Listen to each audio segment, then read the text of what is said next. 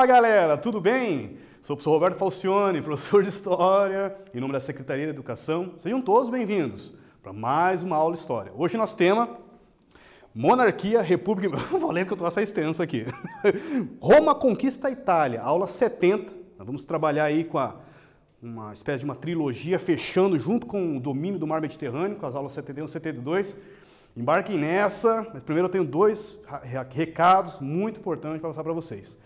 Lembra aquele link da presença que tínhamos em cima, né, antes da atividade? Pois bem, não existe mais. Agora, a atividade do Classroom, é ele quem dá a sua presença. Por isso é muito importante, galerinha, que vocês façam a atividade obrigatória do nosso sistema. Próximo recado, você assiste as aulas pela televisão, pega o material impresso do colégio, pô, parabéns, está estudando, legal. Mas eu vou deixar um convite, quem pode, quem tem condições, quem tem acesso tecnológico, embarque nessa, venha conhecer o sistema do Aula Paraná, o Classroom, toda essa plataforma digital, que é muito bacana, uma experiência bem legal. Vamos lá? Eu e o professor Tiago junto comigo aí, vamos começar então a nossa aula. Dobre as mangas, aperte o cinto, segure na poltrona e embarque nessa. E uma ótima aula para todos nós. Nossos objetivos da aula serão o seguinte: compreender o processo de expansão territorial na região da atual Itália, no contexto da formação de Roma. 2. Identificar as principais características expansionistas da Roma Antiga. Olha, vamos lá. Retomando a aula passada, vocês viram comigo. Revolta dos plebeus. Ficou muito legal. Professor, eu perdi essa aula. Ah, cara, volta lá, galerinha do sexto ano. Vocês que estão aí acompanhando o nosso sistema. Ficou muito legal essa aula. Nós pegamos ali as conquistas plebeias, né? Falamos aí do tribuno da plebe, das leis das 12 tábuas. Foi muito bacana. Retornem lá. Os irmãos Graco, ficou muito bacana essa aula sobre o Tibério e o Caio Graco. Reformas do Mário, vocês conheceram quem que é esse Mário, inclusive, sobre a profissionalização do exército romano. Na aula de hoje, confesso para vocês que isso que é o bacana de nós estudarmos, poxa, ler história, não era para seguir esse roteiro. Nós vamos começar comentando, estudando sobre as máquinas de guerra romana. Se prepare, olha que tema bacana para nós discutirmos sobre esse universo de guerras da antiguidade. Na verdade, assim, eu estava fazendo uma pesquisa aleatória, do nada apareceu um pouquinho sobre essas catapultas, né, aqueles lançadores de flechas, e eu comecei a pesquisar um pouco mais sobre a história da tecnologia militar do Império Romano, da Roma República, né? Depois, claro, do Império Romano. E eu achei fascinante. Tamanho do avanço, e o professor Pedro Paulo Funari também foi nessa direção, quando depois eu fui dar uma pesquisada também sobre essa história. Depois a gente pega o expansionismo, cidadania romana, vamos fazer um paralelo com a cidadania na Grécia, no período de Péricles em Atenas, e fechamos com as conquistas romanas, muito bacana. Como sempre, começamos a nossa aula fazendo uma discussão, uma problematização, agora vocês são os historiadores da nossa aula. Vamos lá? Você saberia dizer do que se trata essa imagem? Ah, professor, é um desenho. Bacana, galera. Está envolvido com alguma questão de soldados, professor? Boa. Uma espécie de uma máquina? Exatamente. Inclusive o nosso tema, podemos chamar até de máquinas de guerra. Trouxe mais uma para você. Você acredita que essa imagem tem relação com a anterior? Saberia me dizer, meninos, como que essa máquina poderia dar diferença num combate, numa guerra, numa batalha? Mais uma. Como poderíamos descrevê-la? Professor, isso é uma super besta, né? Quem não lembra, quem não sabe, besta é aquela espécie de um arco automático, né? Que era lançado. Agora você imagina um arco dessa força, lançando pedra, como está sendo descrito aqui nessa gravura, mas poderia ser inclusive flechas. São máquinas de guerra criadas ou aperfeiçoadas pelos romanos, utilizadas pelo exército em campanhas de expansão territorial e proteção das fronteiras. A primeira imagem mostra uma máquina de flecha, essa daqui. Uma máquina de flecha, galera, olha que legal.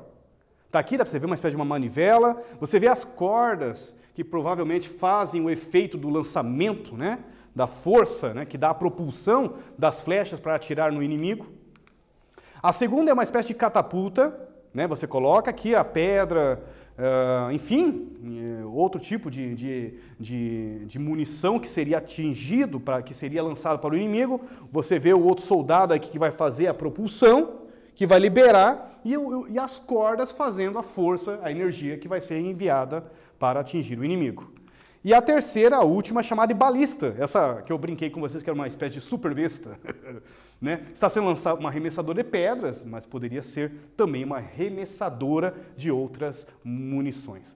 As máquinas romanas, aliadas à organização do exército e infantaria, falanges de frente, pretorianos da cavalaria, deixavam os romanos numa superioridade militar. É aqui que eu entro junto com vocês.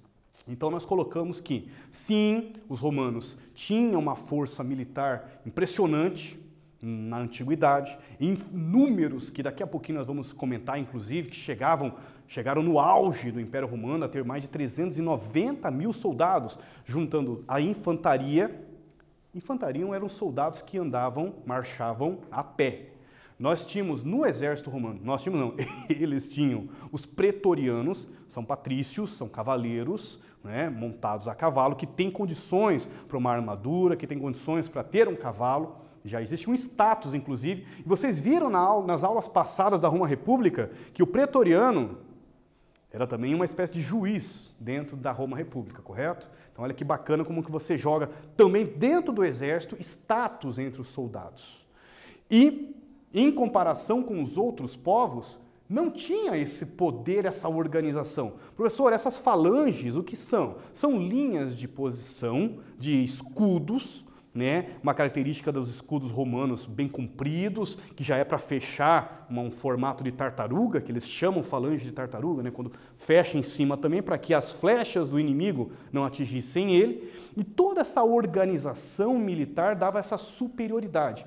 É uma das explicações como que nós vemos Roma se tornando um superimpério, conquistando, né, vários territórios e vencendo gauleses, vencendo dários, vencendo cartagineses. Não percam as próximas aulas, a Guerra Púnica, inclusive, contra Cartago contra Roma. Olha que bacana essa história. Então é uma das explicações, a superioridade militar, a organização do exército romano. Aqui vocês vão ter uma observação, nós vamos poder ter uma imagem, uma ideia de como que o exército romano tinha uma superioridade com essas máquinas de guerra.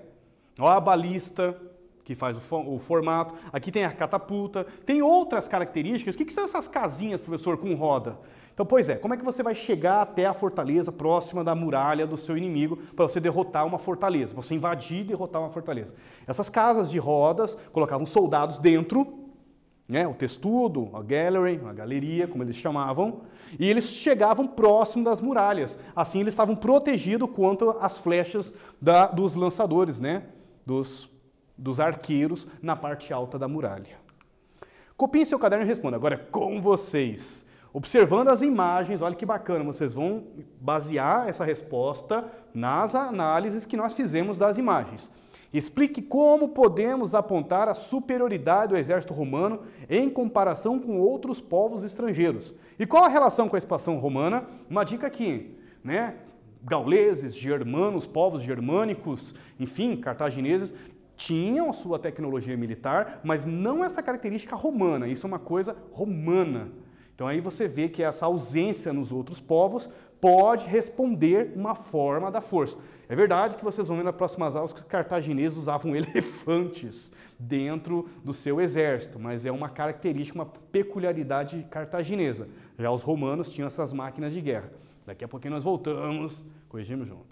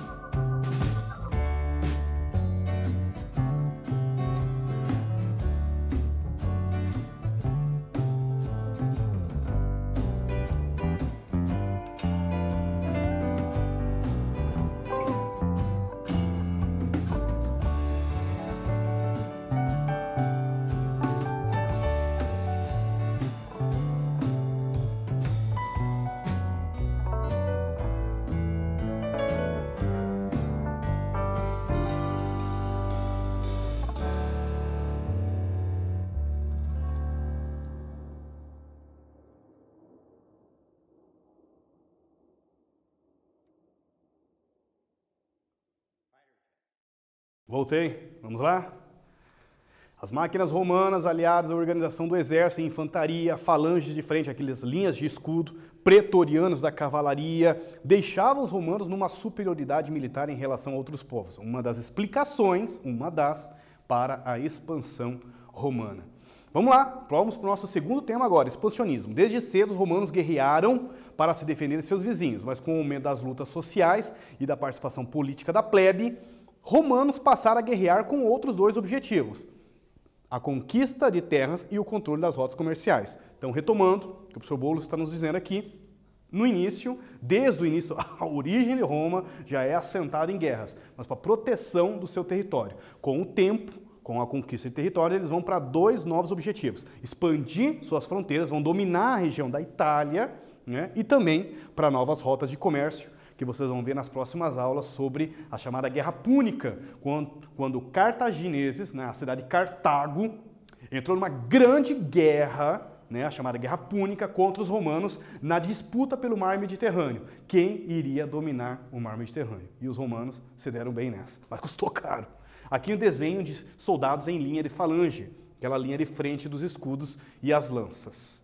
Os povos vencidos eram transformados em aliados dos romanos, chegando inclusive a formar o exército. Já as terras conquistadas eram convertidas em terra pública. Assim, nos séculos 5 a.C.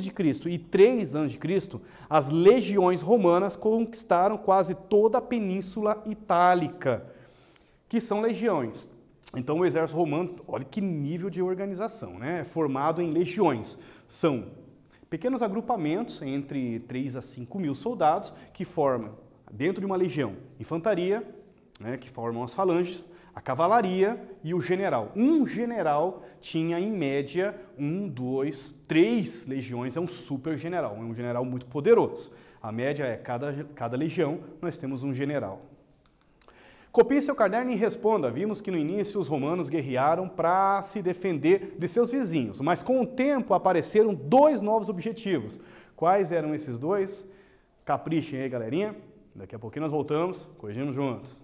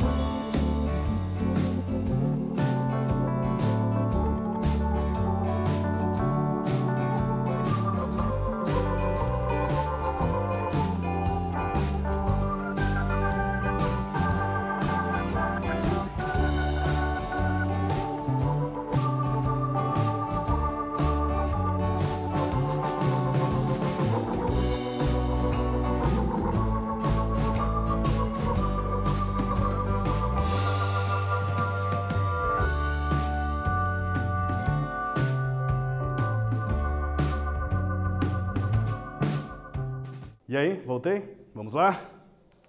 Com o tempo e o aumento das lutas sociais e da participação política da plebe, os romanos passaram a guerrear com dois outros objetivos, a conquista de terras e o controle das rotas de comércio. Vamos lá, vamos para o nosso próximo, terceiro tema, penúltimo, chamado cidadania romana. A cidadania praticada no mundo romano era diferente do que vigorou na Atenas de Péricles. Aí vai ser muito bacana. Quem perdeu essa aula, retorna lá, cidade de Atenas, sociedade. Nós dividimos entre Atenas e Esparta e eu fiz um bate-bola bem bacana naquela aula discutindo sobre o que seria ser um espartano, o que era ser um ateniense. Lembraram dessa aula? Pô, eu perdi. Galera, volta lá, Grécia Antiga, sociedade ateniense. Dentro dessa aula, nós comentamos que para ser um ateniense cidadão que pudesse participar diretamente das decisões políticas da cidade, tinha que ser um cidadão legítimo. E para ser um cidadão legítimo, tinha que ser filho de pais legítimos atenienses. Então, apenas esses, a partir de 18 anos, podiam participar da política e estavam excluídos. Mulheres, escravos e os estrangeiros chamados de metecos. Pois bem, agora em Roma, olha que interessante como que já em Roma, ser um cidadão romano tem diferentes graus, segundo o professor Boulos, e é isso que ele vem trazer para nós essa proposta. Ser um cidadão em Roma tinha determinados graus. O grau mais importante, aquele que tem plena cidadania de participação política e tudo mais, o que tem o poder de voto, o que tem a cidadania plena romana, chamado inclusive de sufrágio. Interessante que hoje nós usamos esse termo sufrágio para explicar, para designar quando temos o voto completo para todos, entre mulheres e homens votam, numa sociedade, então, onde todos votam, nós utilizamos o termo de sufrágio universal. A origem está aqui, inclusive. Então, dentro da cidadania romana, quem tinha o direito ao voto, quem participava das assembleias e que poderia ser eleito magistrado, nós colocamos, então, que era a cidadania plena, aquela mais importante. Depois, com as diferentes conquistas territoriais e a expansão cultural romana sobre outros territórios, os romanos foram estendendo cidadania a diferentes graus. Por exemplo, participar do exército é um povo estrangeiro. Vamos lá, um gaulês, a região da Gália foi dominada pela Roma República, se não me engano, ali é o César que inclusive domina essa região. Essa região vai ser anexada ali quase no finalzinho ali da Roma República, entrando já para o Roma Império. Poderiam, inclusive, ingressar dentro do exército, que era uma baita de uma profissão, uma oportunidade de ascensão social. Não ganhava o direito de ser um eleito magistrado, mas os gauleses poderiam participar dentro do exército. Então, uma espécie de cidadania a nível abaixo, mas que os romanos davam para os próprios povos lembrados. Sabe o que me vem muito à mente? É Jerusalém, marca muito isso, é o contexto. Vocês vão estudar mais para frente a história de Jesus Cristo, o cristianismo, E, enfim, o judaísmo, essa região de Jerusalém, dominada pelo Império Romano, deixavam, inclusive, continuar a cultuar o monoteísmo judaico. Dentro de um império com uma religião, de um panteão de vários deuses, que inclusive o próprio imperador havia a divinização através do que nós chamamos da apoteose, que vocês vão assistir nas próximas aulas, estudar comigo nas próximas aulas. Como que pode o imperador divinizado, junto com um panteão de vários deuses, Mercúrio, Júpiter, Saturno, os deuses romanos, que são os mesmos deuses gregos, trocado apenas os nomes que vocês viram comigo. Mas era autorizado em várias províncias, territórios conquistados pelo Império Romano ou pela Roma República, continuar inclusive a professar a religião deles. É uma forma de cidadania. Você deixa, olha, nós vamos cobrar apenas tributos e impostos. Desde que vocês paguem para nós, podem cultuar o seu Deus, Jeová, enfim, o Deus judaico. Olha que interessante. Havia cidadania sem direito a voto, civitas sine sufrágio. Nesta, o povo conquistado por Roma mantinha autonomia. Podemos pegar aqui a ideia que nós comentamos agora. Tinha o espaço da autonomia judaica dentro da região de Jerusalém, mas tinha o dever de fornecer homens ao exército romano e pagar tributos. Não é a questão, famosa passagem bíblica, do pagador de impostos, quando os discípulos chegaram a Jesus e falaram, e aí, o que nós fazemos? Dai a César o que é de... Muito bem, o que é de César. No caso das comunidades itálicas, Roma permitia uma autonomia controlada. Olha que bacana, vários níveis de cidadania.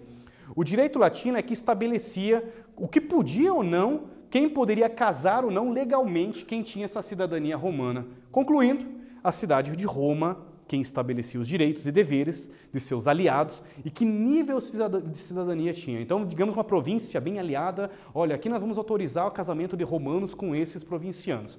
É uma espécie de cidadania dada num nível um pouquinho maior, né? Olha que interessante. Com vocês, como era a cidadania na Roma Antiga? Capricha aí, galerinha. Daqui a pouquinho nós voltamos.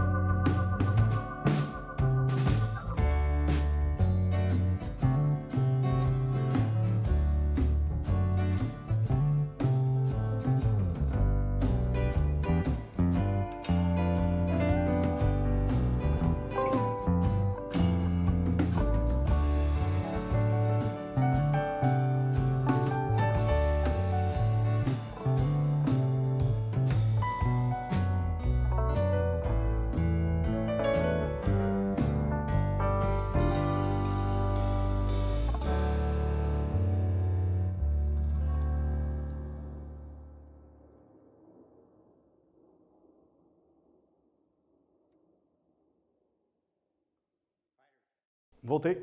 Vamos lá. Na Roma antiga haviam vários níveis de cidadania.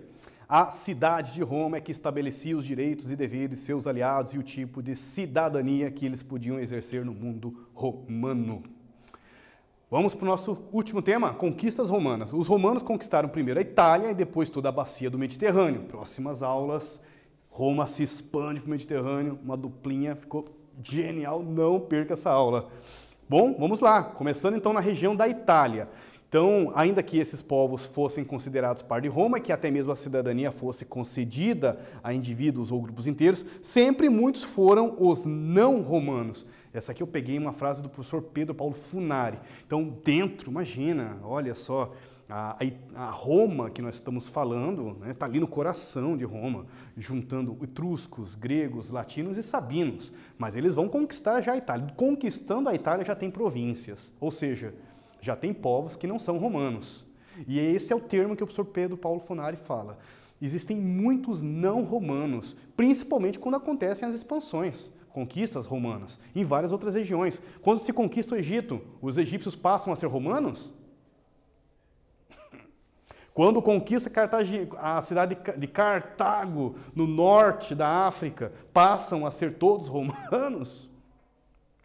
Falei dos gauleses, falei da região de Dários, o norte da Europa, a Mesopotâmia inteira, no auge do Império Romano, no século II, vai ser dominada. A Mesopotâmia inteira, professor. Pensem, galera. Jerusalém, região dos fenícios, tudo vai virar Império Romano. É muito não romanos. O que é romano mesmo é muito pouco. Dentre estes muitos não romanos, os mais numerosos eram os escravos. Olha que bacana, olha que interessante essa frase, e que forte. Entre os não romanos, o maior número de não romanos dentro da Roma, seja ela república, com a próxima aula que vocês vão ver, o império, eram os escravos. Melhor, né? Nós falamos tanto sobre isso, escravizados, aqueles que se tornaram escravizados, se tornaram nessa condição pelos romanos, muitas vezes provenientes dos lugares mais distantes de Roma. Ao se tornarem escravizados, deviam aprender a língua, os usos e costumes dos romanos, mas não deixavam de continuar com muitas de suas crenças e valores originais. Vou entrar agora aqui com a Grécia. A Grécia também vai ser dominada pelos romanos. Vocês acham que, somente a Grécia, imagina, com aquele poder cosmopolita, você está ali, um ateniense, vivendo na cidade de Atenas, vai passar a falar o latim dentro da cidade de Atenas? Pelo contrário, os romanos ficaram assim tão surpresos e tinham um respeito tão grande pelos atenienses, pelo mundo grego, pelos espartanos, pela cidade de Corinto, que passaram a utilizar o grego em documentos oficiais, e o mundo grego continuavam a falar grego pelos romanos. E muitos romanos aprenderam a língua grega, enviavam poetas, escultores gregos para o mundo romano, para eles aprenderem as artes helenísticas, as artes gregas. Em seu caderno respondam: com as conquistas romanas, muitos povos foram incorporados no mundo romano. Entre tantos considerados não romanos, quais eram os mais numerosos? Está fácil. Daqui a pouquinho nós voltamos.